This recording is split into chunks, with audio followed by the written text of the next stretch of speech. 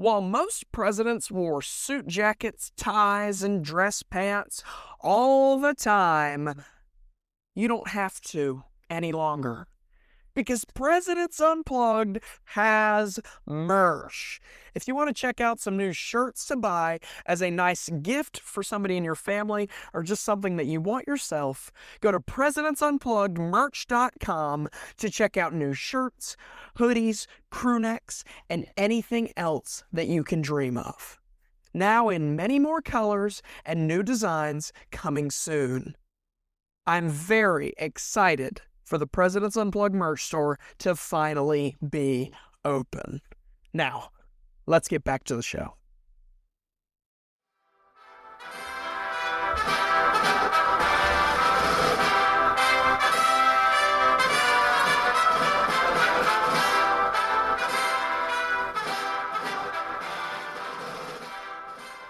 When you think about the 1990s in America, a time where I wasn't alive, you think about the booming technology, an economy that was constantly rising, the end of the Cold War era we'd been in for so long, and during that time we had a president who seemed to capture the real spirit and hope of the decade. William Jefferson Clinton, also known as Bill Clinton, was the 42nd president of the United States. He served from 1993 to 2001. His presidency was marked with successes and controversies alike, but one thing is very clear about him. Clinton left his mark on the American life in ways that really still shape our culture and even our politics today. So let's figure out what makes this Bill Clinton guy important at all. Let's do this. Clinton's story starts with a real hope. Hope, Arkansas. Hope, Arkansas was where Bill Clinton was born in 1946. He was born the same year as George W. Bush and Donald Trump. So all of them share that 1946 birth year. He was raised in a working class environment, the middle class. He knew what the middle class was because he was raised in it. And no matter what setbacks he saw in his life, he really had a drive to learn and be ambitious in what he was doing. And even as a young guy, you could tell that he was destined for leadership. And while studying at Yale Law School, Clinton met a woman who would change his life forever. Hillary Rodham, the woman who would become his wife and a powerful political figure herself eventually. Their partnership shaped much of the personal and political career that Bill Clinton was working on. And together, they became a force in American politics. It was interesting because not just one of them was aiming towards a goal. They both wanted to be successful in their own right, and they were really an unbreakable team. But after he graduated from Yale a couple years later in 1978, at only 32 years old, Clinton became the youngest governor America had ever seen. So not just the youngest in the state of Arkansas, but the youngest ever. This immediately made him stand out. The national level, people looked at him as this small guy with a real ambition behind him. And to tell you the truth, he didn't really win every election he went into. He lost the re-election bid after just 2 years as the governor, but he didn't let that shut him down. He bounced back and really showed that resilience that would define his political career coming up just ahead. And in 1992, Clinton was running for president against George W. Bush, a person who was basically a carbon copy of Reagan, who had made some promises to America that he didn't really deliver on, but also a third candidate, Ross Perot. We've seen some triple elections in this series, such as Roosevelt, Taft, and Wilson. They're interesting, and all three of them were major candidates, but Ross Perot and Bush kind of leaned towards the same way, which split the Republican Party, allowing Clinton to get more of these votes and more of the American people than the other two candidates, allowing him to win this election. But other things that made him win this election: Clinton was the real young, the energetic candidate. He was kind of a fresh face in politics. He was only 46 at the time. He was a great debater. He knew how to speak what he was thinking and not stutter or look at his watch as George Bush did in the debates. And he was able to connect to the people on TV on these televised presidential debates and really just connect to the American people. He did other kind of quirky things that would define him and make him memorable. He went on late night TV and just played the saxophone. He absolutely ripped it, by the way. He did amazing. He not only played the saxophone, he was a goober. I mean, he laughed at everything, and that was kind of a quirk that the young voters were attracted to. And the people around him thought, this guy is just like us. And that was Clinton's magic. And really, these elements of him saying, I'm just like you, was one of his biggest drives that made him the great politician that he would become. And Clinton, as he was running, ran on ideas of the economy, because the economy was not doing very well. George Bush did not take Reaganomics to the next level like he promised. He honestly was doing awful things. And Clinton's campaign promise was, it's the economy, stupid. And he delivered the second he became president. The 1990s saw one of the strongest economic periods in American history. It kept going up. Balanced budgets were everywhere. The economy just kept on growing, and unemployment was the lowest it had been in decades. Clinton was president during a time where the middle class was absolutely thriving. And if you've heard recent elections, the middle class is pretty stinking important because that's a lot of people. And the middle class thriving immediately made Clinton as likable as he was. As the economy was getting better and better by the second when Clinton was president, Americans had hope once again. No, I'm not talking about Hope, Arkansas, where this dude was born. Americans had true hope. Hope that there is a brighter tomorrow ahead. When the economy's going right, everything's going right. And Clinton had balanced this economy to a place where it had never been before. This upped Clinton's likeness by a ton. And even though Clinton had this amazing trek when it came to the economy, Clinton also saw the transition into a new millennium.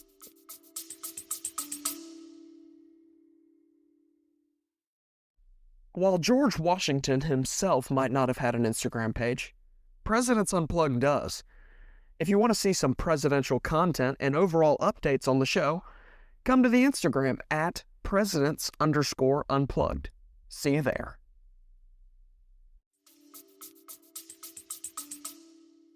Remember Y2K? I sure don't, because I wasn't born. But to shorten it down to people like me who really didn't live through it, many feared that when the clocks turned to January 1st, 2000, that computers would just break. Planes' computers would break, making them fall from the sky. Chaos would break out. The banks would crash. Everything would go wrong. But when the clock struck midnight on January 1st, 2000, the Clinton administration tackled the problem better than a lot of people probably would. Did they throw a lot of money at the wall and hope it stuck with these fixes? Yeah, really, kind of. But in the end, we spent a lot of money on Y2K, but it was efficient and it worked out in the end. And no planes fell from the sky. No major lines of computer or technology crashed, and it was okay. Y2K? That almost sounds like you could do a whole episode on it. Oh my goodness, I just might. Stay tuned, because at the beginning of next year, possibly the first episode of 2026, it's not that far away, y'all, I'll be doing a full episode on Y2K and the fear that gripped America in those difficult times. Now, Ty Svensson on Presidents Unplugged has been pretty positive today. You can see I've been talking about the great economy, the great new young face, the 90s, how great they were. But Clinton's presidency wasn't without problems. Clinton was not great with foreign policy decisions. George Bush Sr. was one of the best foreign policy leaders we've ever had. So that was kind of like an awakening of not everyone is going to be as good with foreign policy as the World War II veteran that we just had as president. And Clinton was really slow when it came to foreign affairs, which was a unlikable piece of his story. And here's the thing that I mentioned at the end of last episode that your grandma probably remembers. Oh, honey, that poor girl, Monica Lewinsky. The Monica Lewinsky scandal dominated headlines in the 1990s. For 1 or 2 years, the nation's attention was locked in on Clinton's personal life instead of his policies and what good he was doing. They were not focusing on the economy. They were not focusing on Y2K. They were not focusing on the things that really mattered. They were focusing on this White House intern named Monica Lewinsky that Bill Clinton had allegedly cheated on his wife with. Also known as, ooh, drama. Now, that's what America was doing. I'm going to try to be better than what America was back then. Similar to Nixon, I'm not going to focus the rest of this episode on the Lewinsky scandal, even though I very well could. Being impeached by the House of Representatives, but later being acquitted by the Senate, basically, one group of people wanted him out, but the other people left him in by the skin of his teeth. They allowed him to remain in office until the end of his second term, but some people were not happy. This scandal really did damage Clinton's reputation and kind of his legacy for a lot of Americans. But Clinton's approval ratings, surprisingly, they remained really strong through his presidency. A lot of people looked past the controversy because of the success of the economy and Clinton's ability to just connect with the American people. He was a flawed man, sure, but we're all sinners in that regard. And he was one who represented both the strengths and really the weaknesses that are in American politics. In summary, Bill Clinton really did define the 1990s, in my opinion. He had a really impactful form of charisma, and he connected with the American people better than I would say 80% of our presidents have really done. He focused on building a strong economy, and as I said earlier, a happy economy gives a happy people. And that gave people that hope that Bill Clinton had set his life on, being born in Hope, Arkansas, or whatever. But his failures, personal and political, showed that our American leaders, even our presidents, are human, and they're gonna make mistakes. And Clinton is a perfect example of people often immediately jump to the negative when there is a positive there. And that is why we as the American people need to stay as positive as we can, even through scandal and even through troubles that we face every single day. So, how are we supposed to remember Bill Clinton today? A man of contradictions. He was brilliant, but he was reckless. He was charismatic, but he was flawed. He was one of the most gifted politicians of his era, but also he was one of the most controversial. His legacy continues to really influence politics, not just through his presidency, but through Hillary Clinton's career, and the Clinton Foundation still does global work today to help those that are less fortunate than we are.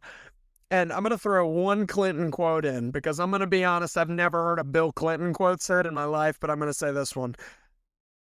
There is nothing wrong with America that cannot be cured by what is right in America. In a lot of ways, that quote really sums up his outlook on America. He was hopeful, he was optimistic, and he was confident that the best days are ahead of us.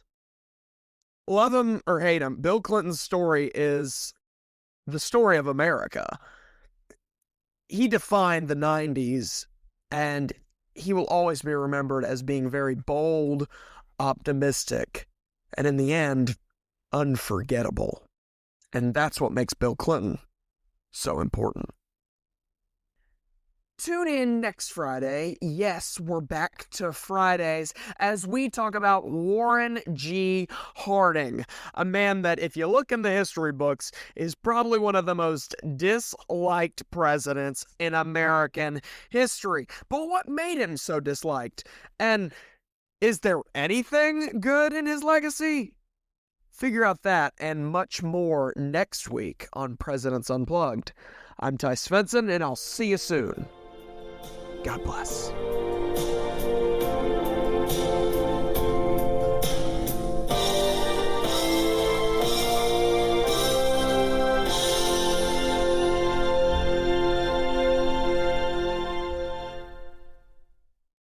We need to make an executive decision now.